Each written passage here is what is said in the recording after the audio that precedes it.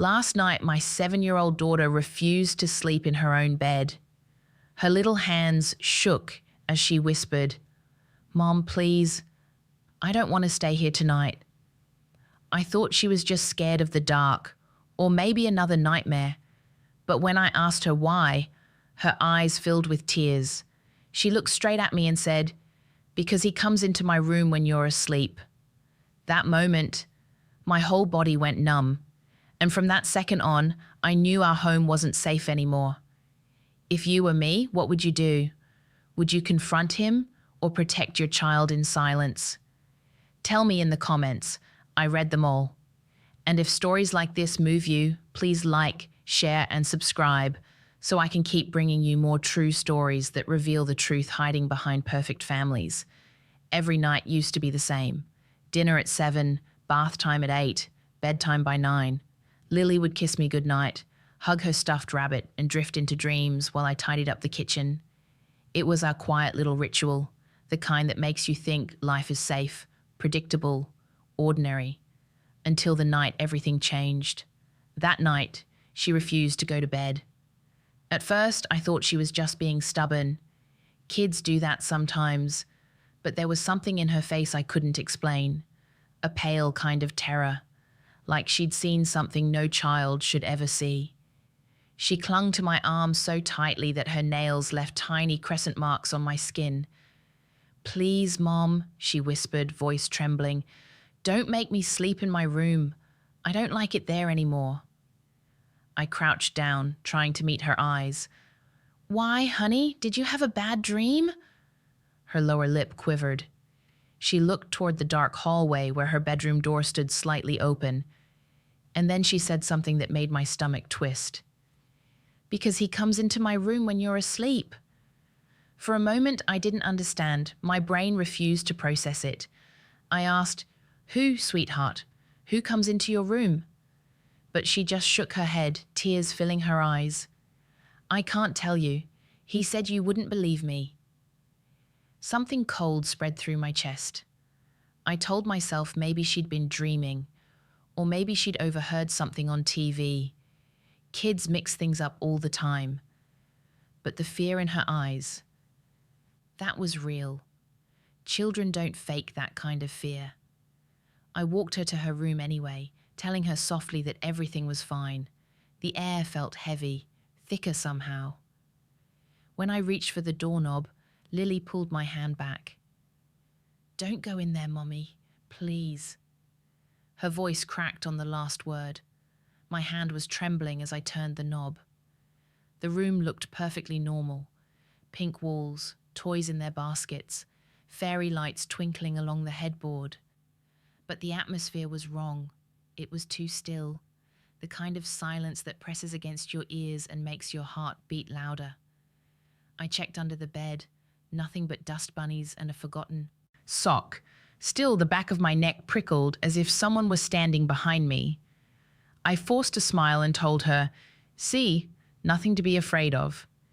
But deep down, even I didn't believe that. That night, I let her sleep in my bed. She wrapped her tiny arms around me and didn't let go. Her body was shaking long after she'd closed her eyes.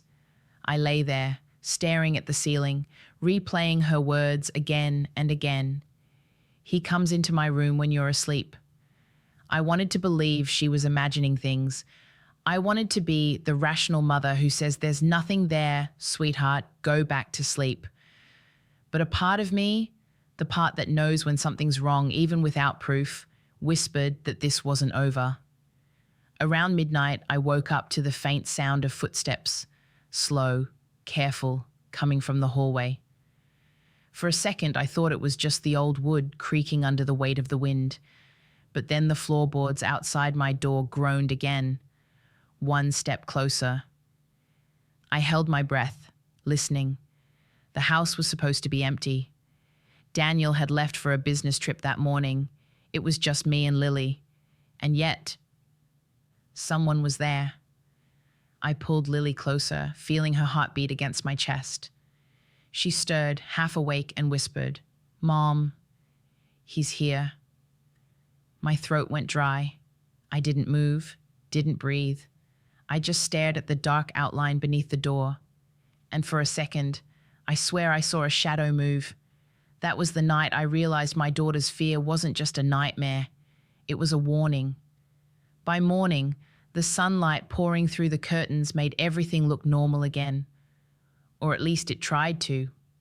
Lily was sitting at the table, still in her pajamas, stirring her cereal without touching it.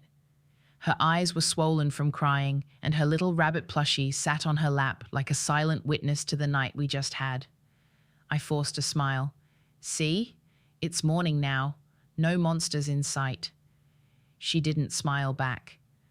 Monsters don't like the sun, she murmured, eyes fixed on her bowl. The spoon clinked softly against the porcelain, a sound too small to fill the silence between us. Then Daniel walked in. He looked perfect, as always. Crisp shirt, hair neatly styled, the faint smell of cologne that once made me feel safe. He kissed my cheek, poured himself coffee, and asked, "Everything okay, girls?" Just like that, as if our house hadn't felt like a stranger's place the night before. I watched Lily freeze.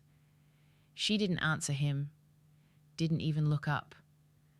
Her tiny hands gripped the edge of the table until her knuckles turned white. Daniel frowned. "Lily, honey, Daddy's talking to you." Still nothing. I laughed nervously, trying to lighten the moment. She didn't sleep well. Nightmares again. He sighed, took a sip of coffee, and muttered, "You really should stop letting her watch those cartoons before bed." He said it kindly, with that calm, authoritative tone he always used. The one that made everyone else think he was the perfect husband. But to me, it sounded like something else, like a warning disguised as advice. When he left for work, the air in the kitchen changed. Lily exhaled like she'd been holding her breath the whole time. I reached across the table and touched her hand. "Sweetheart, is there something you want to tell me about Daddy?" Her eyes darted toward the door he'd just walked through. Then she whispered, "He doesn't like when I talk to you." My heart sank. I wanted to ask more, but she shook her head quickly, her voice dropping to a whisper. "If he hears me, he'll be mad." That day, I couldn't focus on anything. Every corner of the house felt off. The framed family photos looked too perfect, like props. Daniel's shoes were lined up by the door in a straight military row, something he always insisted on.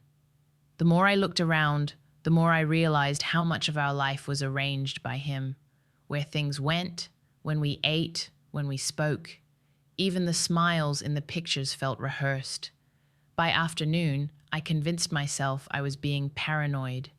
Maybe Lily was just having separation anxiety, or maybe she'd overheard Daniel on the phone and misunderstood. I tried to believe that. God, I tried. But that night, when Daniel came home early, she ran straight to her room and locked the door. He laughed it off. Guess I'm not the favorite parent anymore. But when I looked at Lily through the crack of her door, she was sitting on the floor with her hands over her ears, whispering, "Go away, go away, go away." Something inside me broke a little that night. I lay beside Daniel in bed, staring at the ceiling, pretending to sleep. He was scrolling through his phone, smiling faintly at something I couldn't see. For the first time in years, I realized I didn't know this man beside me. I didn't know what he did when I wasn't watching. And maybe I never had. The next morning, I found Lily's bedroom light still on. Her rabbit was on the floor, and her blanket was missing. I found her curled up in the hallway, asleep against the wall. When I lifted her gently into my arms, she murmured, "I waited for you, Mommy. I didn't want to sleep there alone." That was when I made a silent promise to myself. If my daughter was afraid in her own home, something, or someone, had to change. I just didn't know yet how deep that fear went, or what kind of darkness it was hiding. The next few days, I told myself I was overthinking. Children go through phases. They imagine things, fear shadows, hear whispers that aren't there. That's what I kept repeating, a mantra to silence the voice inside me that whispered something darker. But every day the signs grew louder. It started with the baby monitor. I had set it up when Lily was 3, mostly out of habit. Now she was 7, but I still kept it on. A quiet comfort, a small reassurance that I could always hear her if she needed me. One morning, I noticed the monitor's red light blinking strangely. It wasn't the usual flicker from low battery. It was intermittent, rhythmic, like someone had switched it on and off. When I checked the footage, the file for the previous night was gone, just deleted. No trace, no timestamp. I tried to convince myself it was a technical glitch, but my stomach told another story. Then there were the smells. A faint scent of Daniel's cologne lingering in Lily's room, even when he was supposed to be away on business. At first, I brushed it off as coincidence. Maybe the scent on his jacket, maybe the air vents. But one evening, as I tucked her in, Lily whispered, "It smells like Daddy again." Her voice trembled. I looked around, forcing a smile. "Maybe he hugged you earlier, sweetheart." She shook her head. "No, it smells like him when he's angry." I froze. That night, after she fell asleep, I walked quietly through the hallway. The house was still, except for the hum of the refrigerator. When I passed by the living room, I noticed something odd. The small drawer in the TV stand slightly open. Inside was Daniel's spare phone. He always carried one, but this one was locked with a password I didn't recognize. I didn't touch it. Not yet. But a seed of dread had already taken root inside me. The next day, I tried to record Lily's room again. This time, I left my own phone hidden behind her bookshelf, camera on. When I checked it in the morning, the recording stopped at exactly 10:37 p.m. The file ended mid-frame, just static.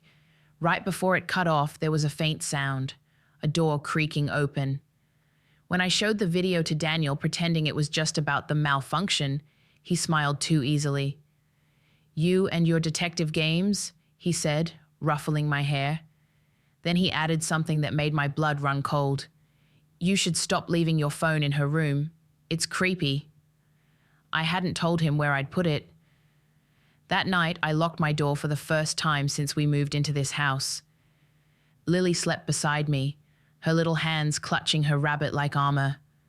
I lay awake, listening. Every click of the pipes, every gust of wind made my heart race. At some point, I must have drifted off, because the next thing I knew, it was 3 a.m., and I was awake again. The house was silent, too silent.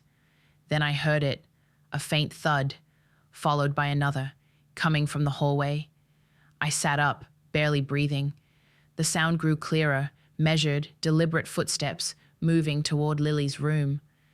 I wanted to believe it was a dream, but then came the soft squeak of her doorknob turning. My skin crawled. I grabbed my phone, but the screen stayed black, dead battery. Lily stirred beside me and whispered, half asleep, "Mom, don't go. He doesn't like when you look." I didn't move. I couldn't. I stared at the shadow that stretched under my door, stopping right at the threshold. It stayed there for what felt like forever. Then, nothing.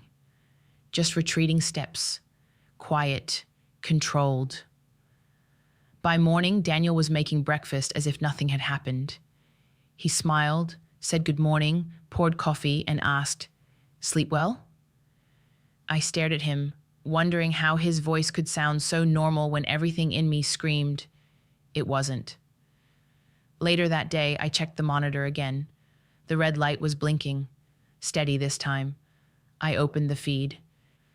And for a split second before it went black, I saw it. A figure standing in Lily's doorway, just watching.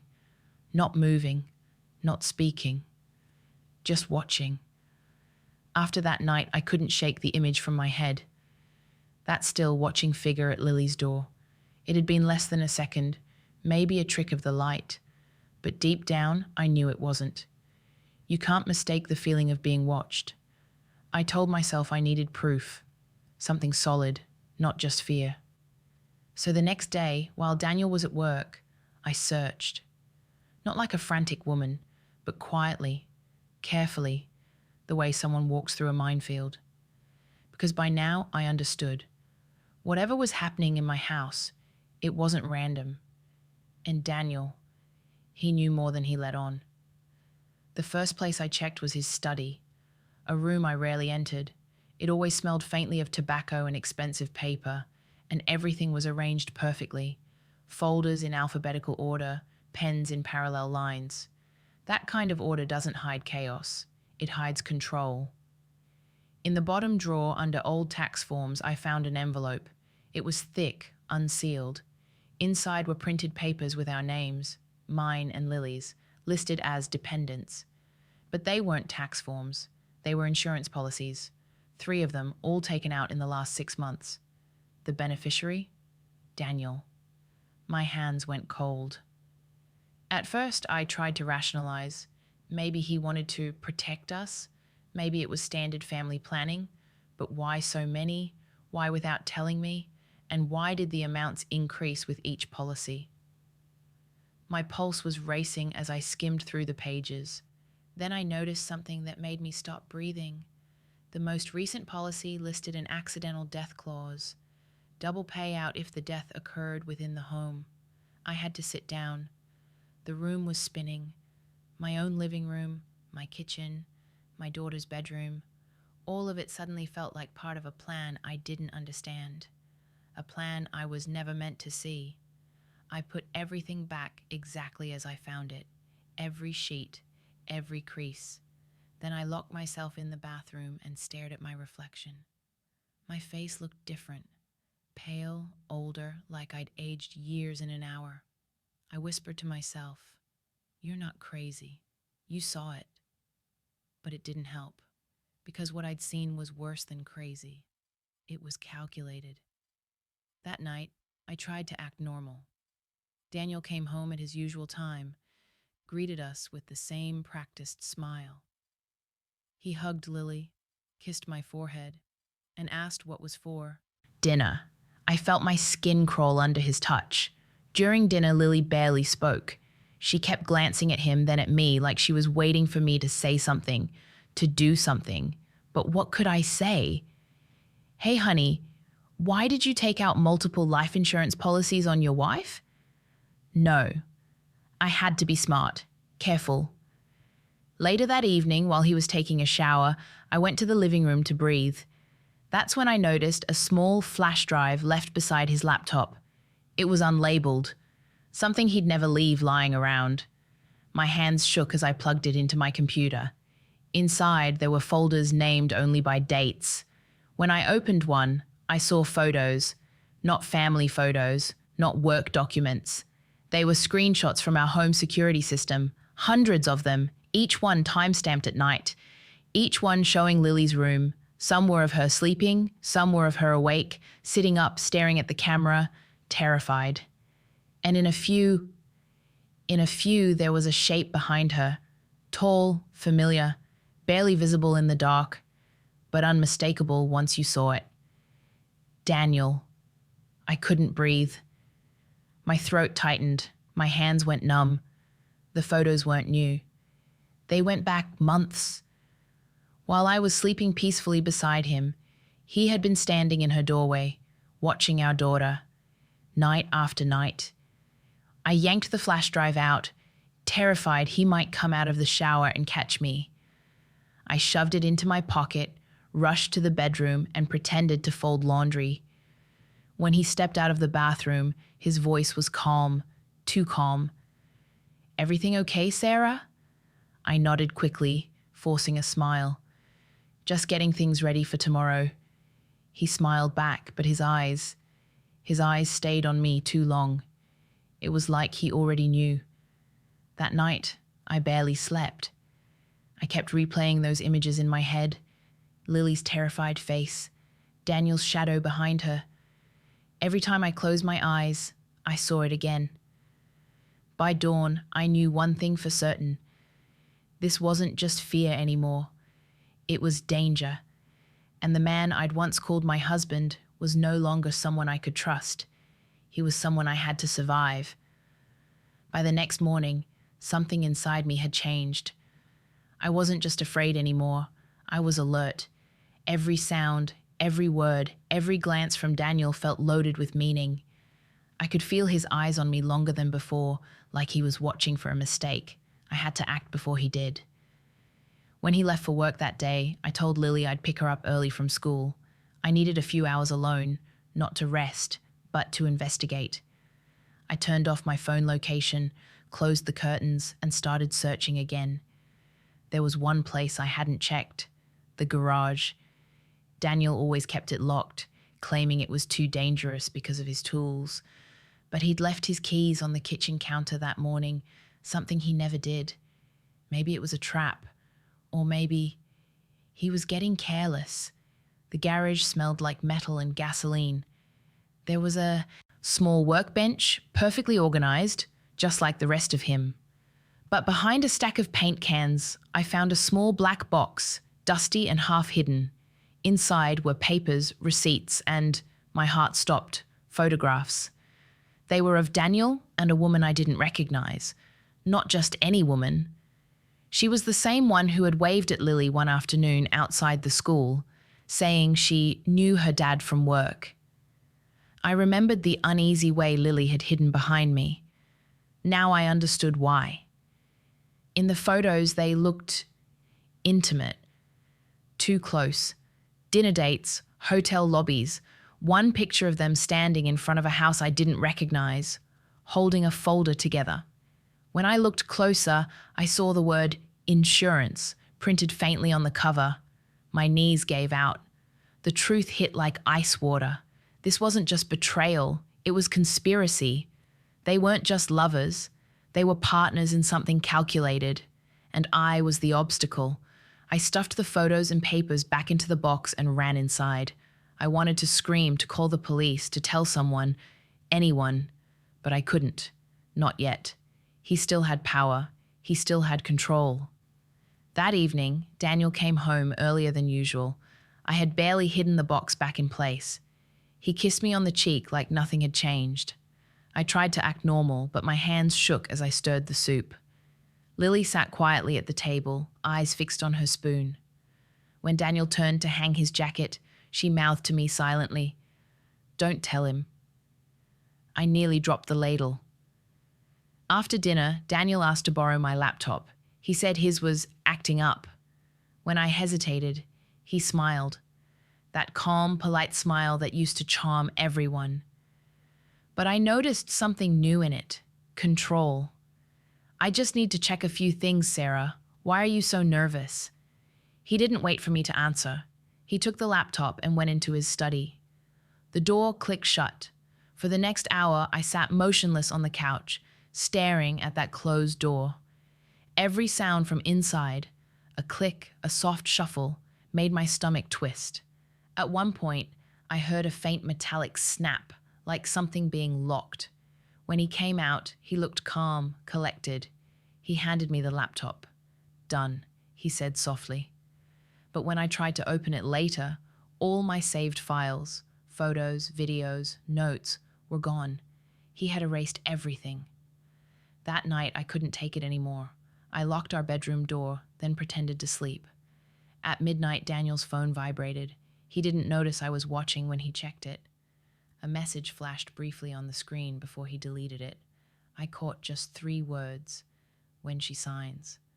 The next morning, I asked him casually, "Do you still need me to sign those papers from the insurance company?" He froze, only for a second, but I saw it. His jaw tightened before he smiled again. "Oh, those? Just standard updates. Don't worry about it." But I was worried, because I hadn't mentioned which. Papers. That night, after putting Lily to bed, I took her small hand in mine and whispered, "Sweetheart, if Mommy tells you to run, you run, okay?" She looked confused, but nodded, eyes wide and scared. Then she whispered back, "Is Daddy mad at us?" I didn't answer. I couldn't, because the truth was worse than anger. It was intent. By then, my heart knew what my mind still refused to accept, that Daniel wasn't planning to leave us. He was planning to end us. I lay awake until dawn, feeling every second crawl across the clock. When the first light touched the walls, I knew what I had to do. I would gather everything, the flash drive, the insurance papers, the photos, and go to the police. But before that, I had to make sure Lily and I made it through one more night. One last night under his roof. The next evening, everything in the house felt wrong. Heavier, quieter, like the air itself was holding its breath. Daniel was home early again. He said his meeting got cancelled, but I could feel the tension radiating off him. His smile didn't reach his eyes anymore. It was the same smile he used when trying to convince me everything was fine, right before taking something away. I spent that entire dinner pretending to be calm. Every movement felt rehearsed, pouring wine, passing the salt, laughing when he told a story about work. But my body was trembling inside. I was just waiting for the right moment, the moment to take Lily and run. After dinner, he went to his study to make a call. Through the crack of the door, I could hear his voice. Low, serious, deliberate. "It has to be soon," he said. Then a pause. "She's signing tomorrow. It'll look like an accident. No one will question it." My blood froze. I pressed my hand over my mouth, afraid even the sound of my breathing would give me away. He wasn't talking about a job. He was talking about me. I ran upstairs, heart pounding so loudly it echoed in my ears. Lily was sitting on her bed, hugging her stuffed rabbit, eyes wide. "Mommy," she whispered. He was talking to her again, the lady with the red hair. My throat tightened. "Where did you see her?" She pointed toward the window. "Outside. She was in Daddy's car." That was the final sign I needed. No more waiting, no more pretending. We had to leave. Now. I told Lily to pack her school backpack, only what she could carry. I grabbed the flash drive, the papers, the photographs, and shoved them into a tote bag. Every minute felt like an hour. The sound of my heartbeat was louder than my footsteps. When I came downstairs, Daniel was standing by the kitchen counter, still on the phone. He turned his head slightly, his voice calm but sharper than usual. "Where are you going this late?" I froze. My mind screamed, "Don't show fear." I forced a small smile. "Lily's not feeling well. I'm taking her to my sister's for the night." He tilted his head, studying me the way a cat studies a trapped mouse. Then he nodded slowly. "All right, drive safe." That should have been a relief. But the way he said it, it sounded final. I rushed Lily to the car. My hands shook as I buckled her seatbelt. The street was dark, empty, too still for that hour. As I turned the ignition, the dashboard light flickered, and the car wouldn't start.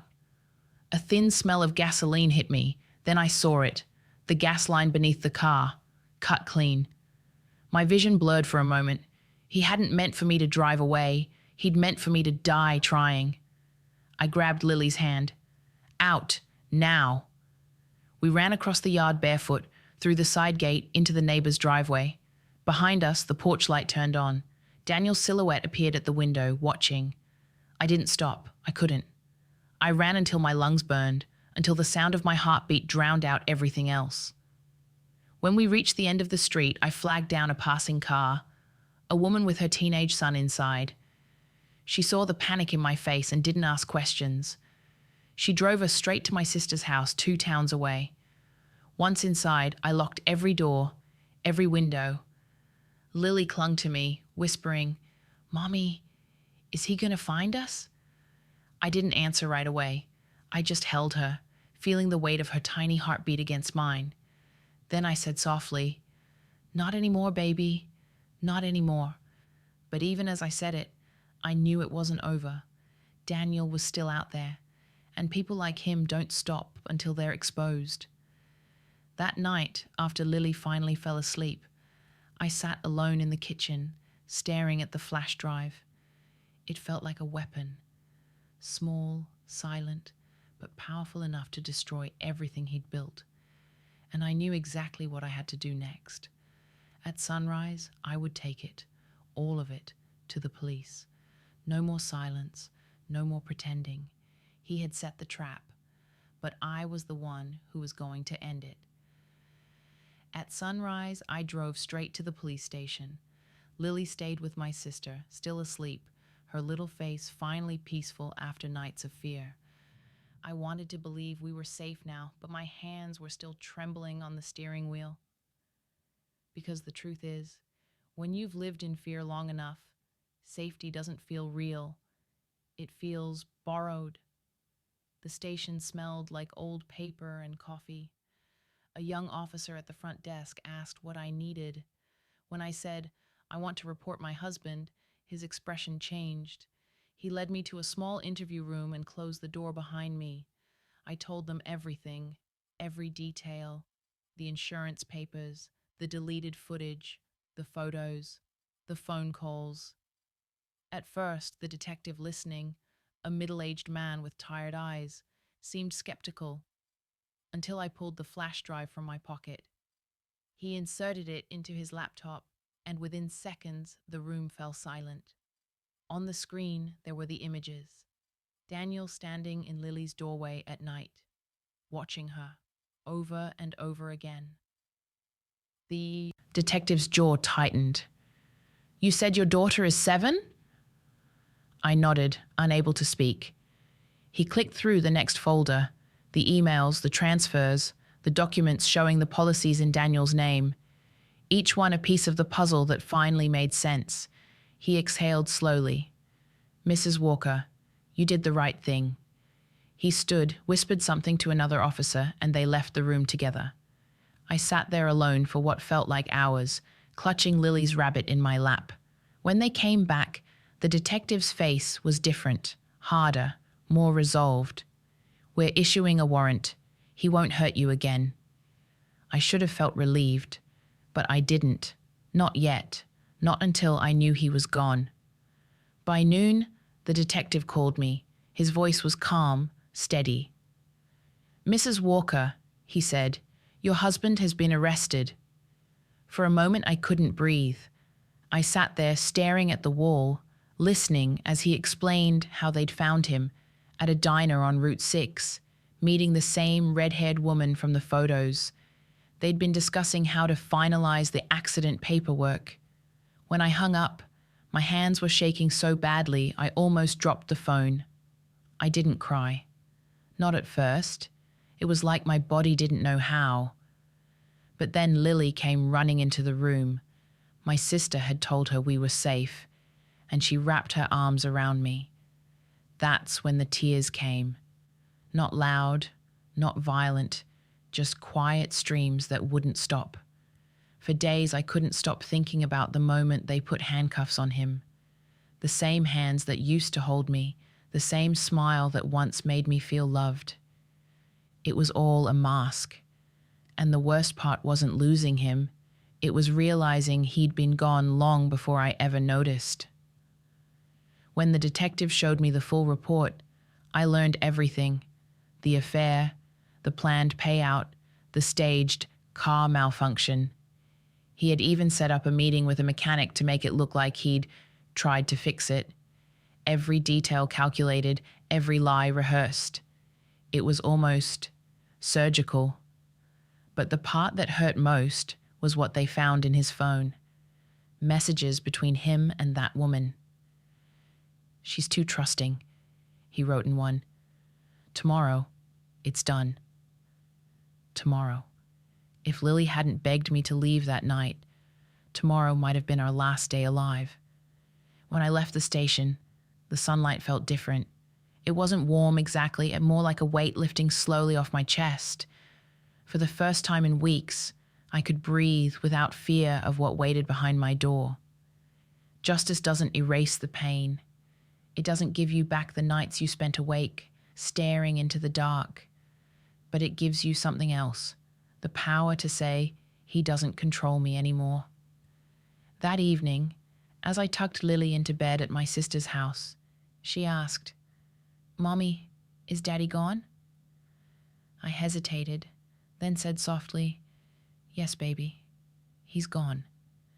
She looked up at me with sleepy eyes and whispered, "Then can I sleep in my room now?"